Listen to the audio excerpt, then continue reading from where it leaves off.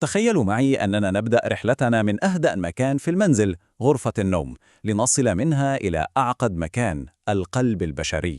في هذا التحليل سنكتشف معا كيف لشيء يبدو في غاية البساطة أن يخفي وراءه عاصفة حقيقية تضرب صحة القلب والأوعية الدموية بصمت.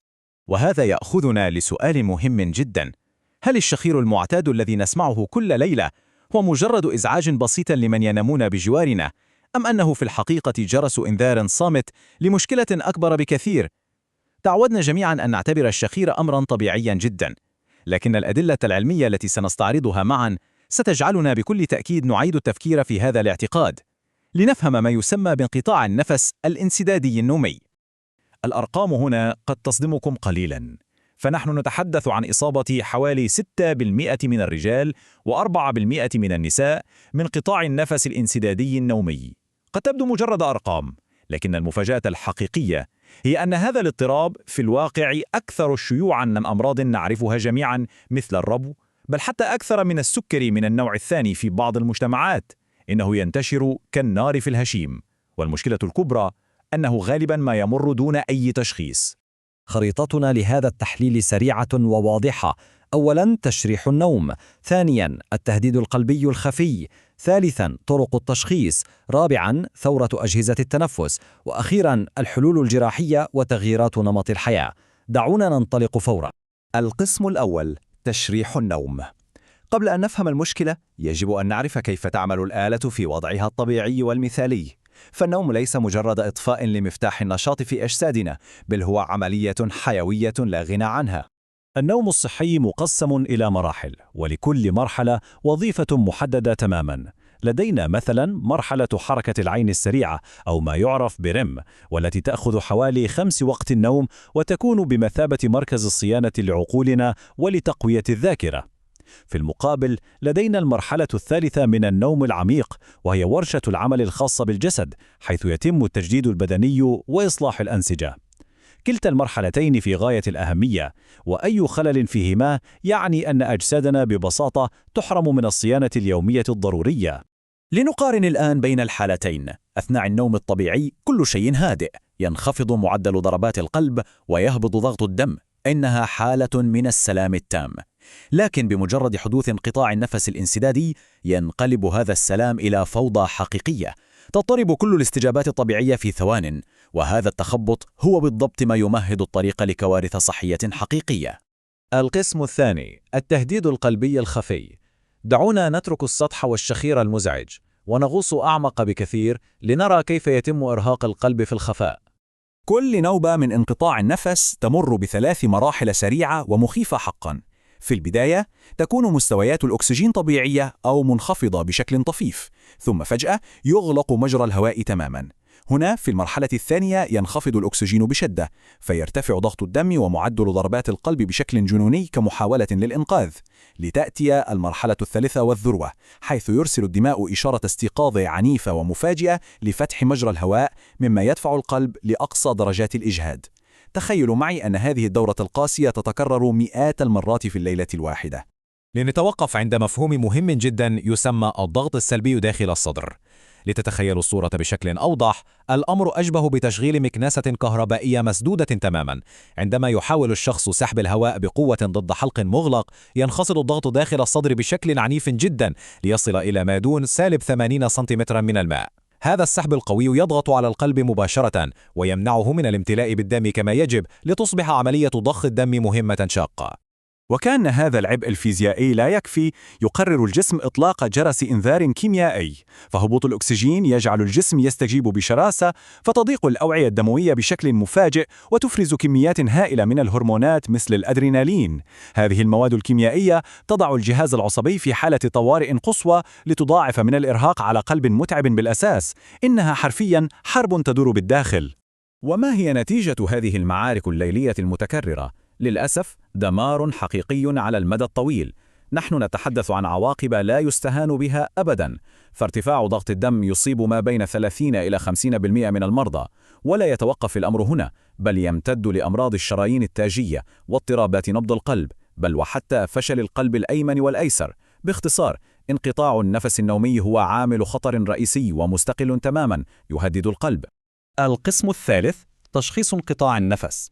بعد أن رأينا حجم المشكلة، كيف يتمكن الأطباء من كشفها بدقة وبدء رحلة العلاج؟ لدينا هنا طريقان أساسيان للتشخيص. الخيار الأول والأكثر شمولاً هو تخطيط النوم الذي يتم داخل العيادة طوال الليل، وهو يسجل كل شيء بالتفصيل من موجات الدماغ إلى ضربات القلب والأكسجين. وعلى الجانب الآخر هناك أجهزة الفحص المنزلي، وهي خيار عملي ومريح جداً للمرضى، يركز على المتغيرات الأساسية كتدفق الهواء وحركة الصدر. بناء على كل حالة يتم اختيار المسار الأنسب لكشف ما يحدث في الظلام. القسم الرابع: ثورة أجهزة السيباب. هذا هو المعيار الذهبي والتكنولوجيا التي غيرت حياة الملايين حرفياً حول العالم. هل تعلمون أن هذا الجهاز الطبي المتطور بدأ بفكرة استوحيت من مكنسة كهربائية؟ نعم، تماماً كما سمعتم. في عام 1980 قام الدكتور كولين سوليفان باختراع أول نموذج باستخدام محرك مكنسة لضخ الهواء وتشكيل ضغط يبقي مجرى التنفس مفتوحاً. فكرة بسيطة، ولكنها كانت بمثابة طوق نجاة لعدد لا يحصى من الأشخاص. بالطبع، التكنولوجيا تطورت كثيراً منذ أيام ذلك المحرك البسيط. أجهزة السيباب اليوم تعطي ضغطاً ثابتاً ومستمراً، ولكن لدينا أيضاً أجهزة ال APPAP الذكية التي تضبط الضغط بنفسها حسب مقاومة مجرى التنفس طوال الليل. وهناك أجهزة ال BPAP التي توفر مستويين من الضغط، ضغطاً عالياً ومساعد أثناء الشهيق، وضغطاً أقل عند الزفير لراحة أكبر. ولكن دعونا نتفق على شيء: نجاح هذا العلاج يعتمد كلياً على الراحة، ولذلك هناك خيارات كثيرة للأقنعة لتناسب الجميع، من الأقنعة الأنفية الكلاسيكية إلى أقنعة الوجه الكاملة التي تعتبر حلاً مثالياً لمن يعانون من انسداد الأنف، وحتى الوسائد الأنفية الصغيرة جداً لمن لا يحبون الأقنعة الكبيرة. السر هنا هو إيجاد المقاس المثالي لضمان الالتزام بالعلاج. ماذا لو كان الانقطاع خفيفاً أو متوسطاً، وكان جهاز الهواء مزعجاً للبعض؟ هنا يأتي دور بديل رائع وفعال: الأجهزة الفموية. هي ببساطة أدوات مصممة لدفع الفك السفلي واللسان قليلاً إلى الأمام.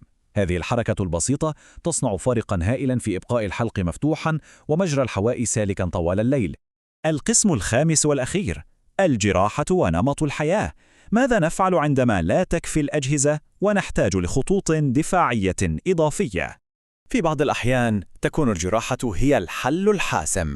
الخيارات تبدأ من إزالة الأنسجة الزائدة في الخلفية، أو حتى زراعة جهاز ذكي يقوم بتحفيز عصب اللسان لمنعه من سد المجرى. في حالات أكثر تقدماً قد نلجأ لجراحة الفك لتوسيع المساحة، وفي الحالات القصوى والمهددة للحياة قد يكون إجراء فتحة جراحية في الرقبة لتجاوز الانسداد تماماً هو الحل الوحيد المتبقي.